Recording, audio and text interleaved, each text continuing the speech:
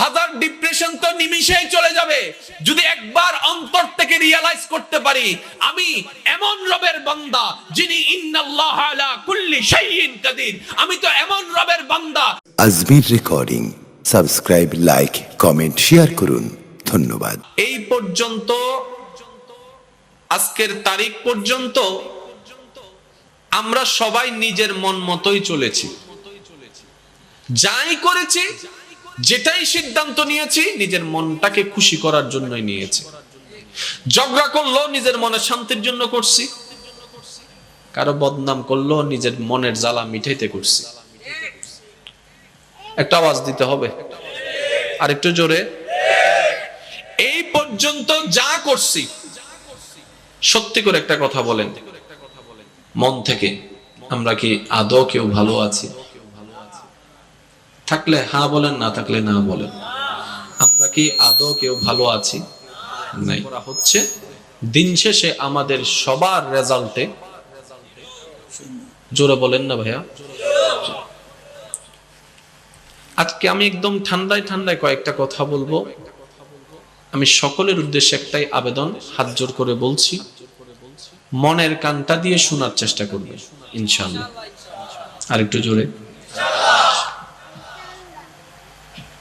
আর আমাকে একটু আওয়াজ দিয়ে সহযোগিতা করতে হবে। রাজি যারা আছেন একবার বলেন মারহাবা। এই মাহফিলের একটা শুরু আছে না? বলেন না একটু জোরে। আবার একটা শেষও। এই মাহফিলের সফলতা ব্যর্থতা শব্দটা আমাদের কাছে ব্যাখ্যা কি? যদি সুন্দরটা স্টার্টিংটা সুন্দরভাবে হয়, কোরআন তেলাওয়াত দিয়ে স্টার্টিংটা হয়, মাহফিলের শেষ পর্যন্ত মানুষজনের উরি উরুস্তুল মানুষ হয়েছে, তারপরে আমরা সুন্দর করে শেষ করে আখরি মুনাজাত দিয়ে সবার কাছে আল্লাহ তৌফিক দিলে তবরুক পৌঁছে দিয়ে যার যার ঘরে চলে গেল। মাহফিলের মধ্যে বক্তারা এসে একদম সুন্দর করে আলোচনা করলো, বাস মাহফিল সাকসেস, এটাই আমরা মনে করি। কিন্তু সফলতা মাহফিলের এটা নয়। মাহফিলের সফলতা হচ্ছে এতক্ষণের আলোচনার ভিতরে কোন বক্তার আলোচনা শুনে কোন শ্রোতার মনে যদি এক সেকেন্ডের জন্য এতটুক অনুভব আসে, আসলেই তো জীবনটা আল্লাহ দিয়েছে, অন্যায় করেছি, গুনাহ করেছি, ভুল পথে চলেছি অনেকটা জীবন, নিজের মনকে খুশি করতে গিয়ে শয়তানকে খুশি করেছি বারবার, অন্তর থেকে একটু অনুশোচনা আসলো, চোখ থেকে 2 ফোঁটা পানি পড়লো, আল্লাহর দরবারে অনুতপ্ত হয়ে তওবা করলো, ওই একজনের 1 সেকেন্ডের অনুতপ্ততাই এই মাহফিল সফল। আর একটু জোরে। তাহলে মাহফিলের সফলতার ডেফিনেশন আমাদের জানা যেটা আছে সেটা প্রচলন, কিন্তু বাস্তবতায় যেই কোন উলামায়ে কেরামকে জিজ্ঞেস করেন, ওনারা বলবেন এটা মাহফিলের সফলতা নয়। কারো দিলের মধ্যে যদি হালকা পরিবর্তন আসে, কারো দিলের মধ্যে যদি রবের প্রেমের একটু অনুভব আসে, কারো অন্তরের মধ্যে যদি নিজের জীবন কর্ম নিয়ে একটু অনুশোচনা আছে, এটাই হচ্ছে মাহফিলের বড় সফলতা। বলেন সুবহানাল্লাহ। আর একটু জোরে বলেন সুবহানাল্লাহ। শর্টকাটে কিছু কথা বলবো যেন বুঝতে সহজ হয়। এটাকে আপনি কোরআন বলেন, এটাকে আপনি কিতাব বলেন, আপনি এটাকে কালামুল্লাহ বলেন, যেটা ইচ্ছা সেটা বলতে পারবেন। কিন্তু সমস্ত বলার পিছনে যেটা মেইন শব্দ কাজ করবে সেটা হচ্ছে আমাদের গাইডলাইন। প্রত্যেকটা মানুষের গাইডলাইন। কথাগুলো একটু খেয়াল করবেন, আবার বলছি, প্রত্যেকটা মানুষের জীবনের গাইডলাইন কোরআন।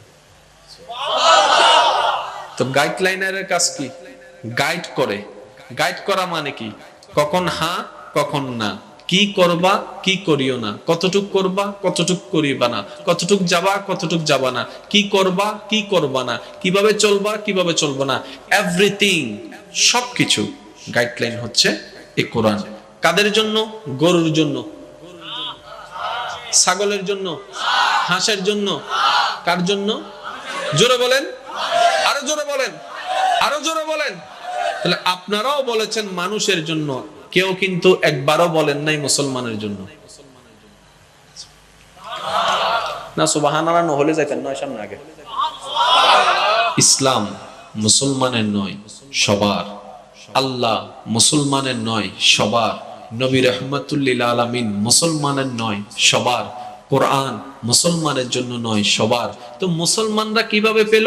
বলে যে সবার জন্যই ছিল। মুসলমানরা ভাগ্যবান এই কারণে, গ্রহণকারী কেউ ছিল না, মুসলমানরা গ্রহণ করে নিয়েছে। সুবহানাল্লাহ। এই জায়গায় আপনি শ্রেষ্ঠ। এই কোরআনটা সবার কাছে এসেছে, বুঝার জন্য বলছি, সবার দ্বারা দ্বারা এসেছে, কেউ নেয় নাই।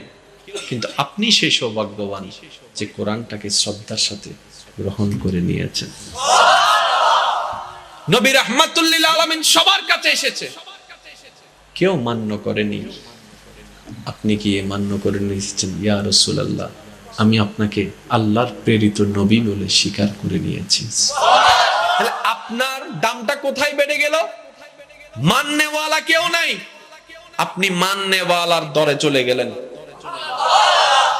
ওই মাননেওয়ালার দলে যে মাধ্যমে যাই সেটার নামই হচ্ছে ঈমান, সেটার নামই বিশ্বাস।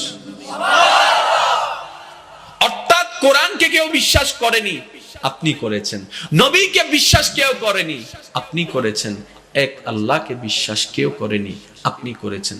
এবার আপনি ভেবে দেখেন আপনার ভাগ্যটা কত ভালো।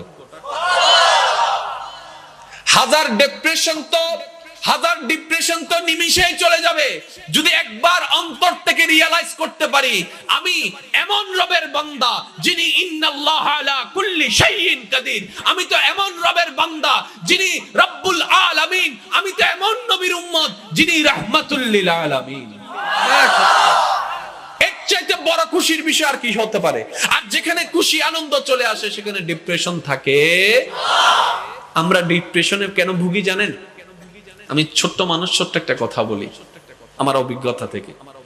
আমাদের বেশিরভাগ মানুষ দুঃখ কষ্টে জীবন পার করছি যে কতগুলা কারণে, তোর মধ্যে একটা অন্যতম কারণ হচ্ছে আমরা বান্দা হিসেবে আল্লাহর সাথে, উম্মত হিসেবে নবীর সাথে যত গভীর রিলেশন সম্পর্ক থাকা দরকার ছিল আমরা সেই সম্পর্ক বজায় রাখতে পারি নাই বলেই ওই শয়তানের ডিপ্রেশন গুলো আমাদেরকে বারবার হামলা করে যাচ্ছে, বারবার আমাদেরকে আহত করছে, বারবার আমাদেরকে ভেঙে ফেলছে। আবু বকর সিদ্দিকের জীবনটাকে একটু পর্যালোচনা করেন, আপনার জীবনকে সামনে রাখেন। আপনার জীবনের কষ্ট সিদ্দিক আকবরের জীবনের কষ্টের সামনে কোনো কিছুই না। আপনার আমার জীবনের কষ্ট ওমর ফারুকের জীবনের সামনে কিচ্ছুই না। আপনার আমার জীবনের কষ্ট ওসমান ও আলীর জীবনের সামনে কিচ্ছুই না। আপনার আমার জীবনের কষ্ট হযরত আমির হামজার জীবনের সামনে কিচ্ছু না। ওরে ভাইরা, আপনার আমার জীবনের দুঃখ যন্ত্রণা কষ্ট ইমাম হুসাইনের কারবালার জীবনের সামনে কিচ্ছুই না। কিন্তু ওনাদের জীবনে দেখলাম মুখে মুস্কি হাসি, অন্তরে প্রশান্তি। ও সাহাবায়ে কেরাম, এত কষ্টের মধ্যে হাসেন কেমনে?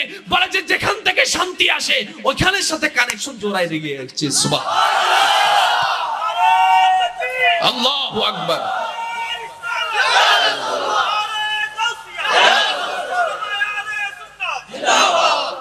সত্যি করে একটা কথা বলেন, এই কথা যতই আপনি অস্বীকার করেন দিন শেষে ঘুমানোর আগে এটাই মানতে হবে। এবার আপনি যত আপনার জীবনে কষ্ট যা কিছু আছে, এমন একটা কষ্টের কথা বলেন, এমন একটা সমস্যার কথা বলেন যে সমস্যার আগাম সতর্ক বার্তা আপনার আল্লাহ, আপনার নবী দেয় নাই।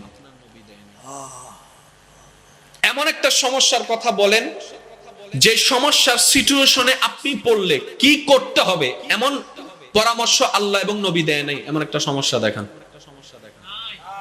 জোরে বলেন না, আর একটু জোরে। এবার আমাদের ডাক্তার সেক্টর আছে না নাই? সব ডাক্তার কি এক নাকি বিভিন্ন রোগের বিভিন্ন ডাক্তার? এবার আপনার যে প্রবলেম আপনি সেই ডাক্তারের কাছে যাবেন। যদি আপনার সেই ডাক্তারের কাছে যাওয়ার পরে ডাক্তার দেখছে সেটা আমার রেঞ্জের ভিতরে আছে, আমি চিকিৎসা করতে পারবো, উনি চিকিৎসা করে দিবেন। যদি দেখে যে না এটা তো আমার সাবজেক্ট না, সাথে সাথে উনি রেফার করে দেয় অমুক ডাক্তারের কাছে যাও। কেন রে ভাই ডাক্তার, আপনিও তো ডাক্তার। বলে যে তোমার যে প্রবলেম সেটার চিকিৎসা আমার চাইতে ভালো আমার অমুক ভাই দিতে পারবে, তুমি ওনার কাছে চলে যাও। তাহলে একটু খেয়াল করে দেখবেন এই রোগের জন্য এই ডাক্তার, এই রোগের জন্য এই ডাক্তার, এই রোগের জন্য এই ডাক্তার, এই রোগের জন্য এই ডাক্তার, এই প্রবলেমের জন্য এই সমাধান, এই বিষয়ের জন্য এই সেক্টর, থানা আলাদা, আইন আলাদা, আদালত আলাদা, মেডিকেল আলাদা, হসপিটাল আলাদা, চেম্বার আলাদা, স্কুল আলাদা, কলেজ আলাদা, মাদ্রাসা আলাদা। আপনি যখন ছোট থেকে পড়া শুরু করবেন, আপনাকে নার্সারি নুরানি থেকে শুরু করতে হবে। আর একটু জোরে বলেন না। এবার যখন আপনার সেই ধাপটা শেষ, আপনাকে প্রাইমারিতে চলে যেতে হবে। প্রাইমারির ধাপ শেষ, তারপরে ধাপে যেতে হবে। তারপরে ধাপ শেষ, তারপরে কলেজে যেতে হবে। তারপরে ধাপ শেষ, তারপর আপনাকে ভার্সিটিতে যেতে হবে। ভার্সিটির ছাত্র কলেজে থাকতে পারবে না। অর্থাৎ এক একটা বিষয় যখন আমাদের প্রয়োজন হয়, আমাদেরকে এক এক দিকে যেতে হয়, এক একজনের কাছে যেতে হয়। কিন্তু বড় মজার বিষয়, আনন্দের বিষয়, অদ্ভুত বিষয়, কত সুন্দর বিষয় দেখেন। আপনার জীবনে এই সমস্যা, চলে আসুন কোরআনের দিকে। এই সমস্যা, চলে আসুন কোরআনের দিকে। আপনার এই জানা দরকার, চলে আসুন কোরআনের দিকে। এটা জানতে হয়, চলে আসুন কোরআনের দিকে। এবার বান্দা বলে, আল্লাহ কোরআন তো আমি বুঝি না। এবার আল্লাহ পাক রব্বুল আলামিন বলে, থিওরিক্যাল কোরআন দিয়ে দিলাম, বুঝার জন্য প্র্যাকটিক্যাল নবী মুস্তাফাকে দিয়ে দিলাম। সুবহানাল্লাহ। হাজারটা সমস্যার সমাধান এক জায়গায়। আরেকটু জোরে, আরেকটু জোরে। মাথা ব্যথার জন্য এই ডাক্তার, পেট ব্যথার জন্য এই ডাক্তার। ইনার বাড়ি 2 মাইল দূরে। সকালে যখন মাথা ব্যথা, ওনার কাছে গেলাম। রাতে যখন পেট ব্যথা, ওনার কাছে গেলাম। পরের দিন যখন হাত ব্যথা, ওনার কাছে গেলাম। পরের দিন যখন হাঁটু ব্যথা, ওনার কাছে গেলাম। পরের দিন যখন কান ব্যথা, ওনার কাছে গেলাম। নাক কান গলার কাছে আলাদা গেলাম। ব্রেনের জন্য আলাদা গেলাম, হার্টের জন্য আলাদা গেলাম, কিডনির জন্য আলাদা গেলাম, হার্টের জন্য আলাদা গেলাম। এবার বিভিন্ন প্রবলেম নিয়ে গেলাম। এবার ডাক্তারের কাছে গিয়ে বললাম, ডাক্তার ব্যবসা করব। করো, কিভাবে করলে ভালো হয় আমি তো জানি না, আপনি একটু পরামর্শ দিন। ডাক্তার বলবে, তোমার যে প্রবলেম সেটার সমাধান আমার কাছে নেই, একজন ভালো ব্যবসায়ীর কাছে যাও। একজন ভালো ব্যবসায়ীর কাছে যাও। এবার ব্যবসায়ীর কাছে গেলাম, 2 নম্বর ব্যবসায়ী।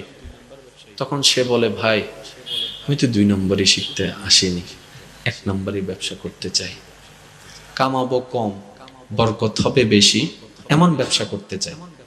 এমন ব্যবসা করতে চাই যেটা দুনিয়াতেও লাভ হবে, পরকালেও লাভ হবে। আমি 2 লাভ একসাথে চাই। তখন সেই ব্যবসায়ী বলে, তাহলে আপনি আমার কাছে আইসা লাভ নাই, আপনি যে কোনো একজন উলামায়ে কেরামের কাছে চলে যান, উনি আপনাকে সুন্দর পরামর্শ দিবে। এবার যেতে যেতে ভাবতে লাগলো, মসজিদের একজন ইমাম সাহেব, ওনার ডিউটি হচ্ছে 5 ওয়াক্ত নামাজ পড়ানো।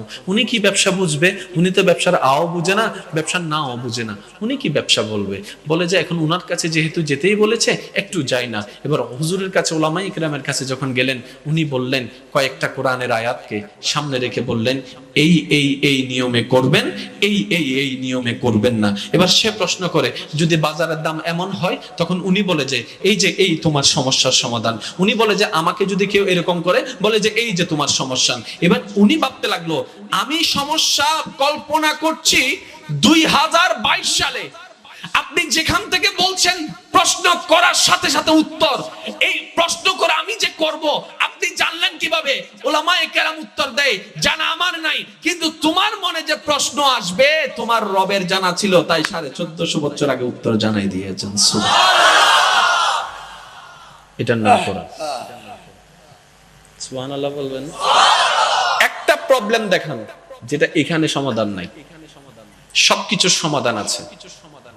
মনে রাখবেন, পাই না, ব্যর্থতা আমাদের।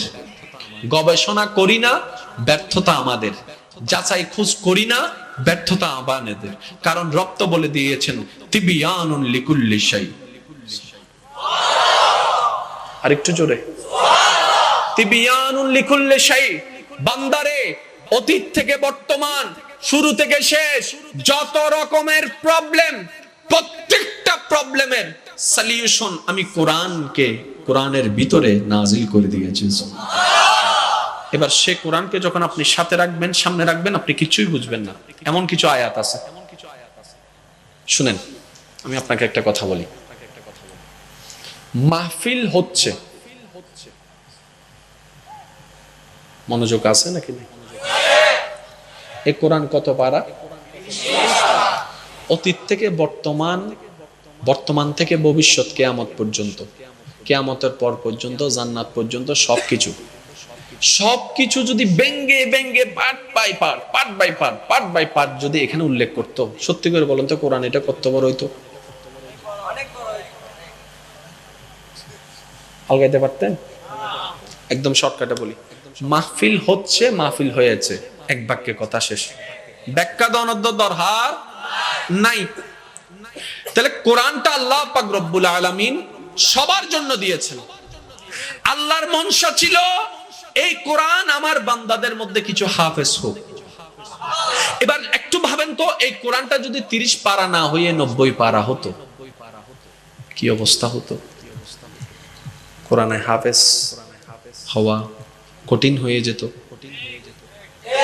আর একটু জোরে বলেন না। এবার রব্বে করিম কি করলেন?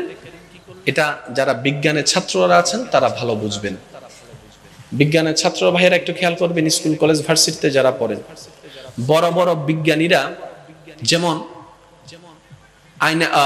নিউটনের 3য় নম্বর সূত্র, প্রায় সময় একটা কথা শুনেন আপনারা, নিউটনের 3য় নম্বর সূত্র, ওই সূত্রটা কিন্তু আহামরি খুব বড় নয়, একটা ছোট্ট একটা ক্লু, কিন্তু যখন সেটা বিজ্ঞানীরা, শিক্ষিত মানুষরা যখন সেই ক্লুটা পায়, ওইখান থেকে ভিতরে একটা বিশাল ব্যাখ্যা থাকে,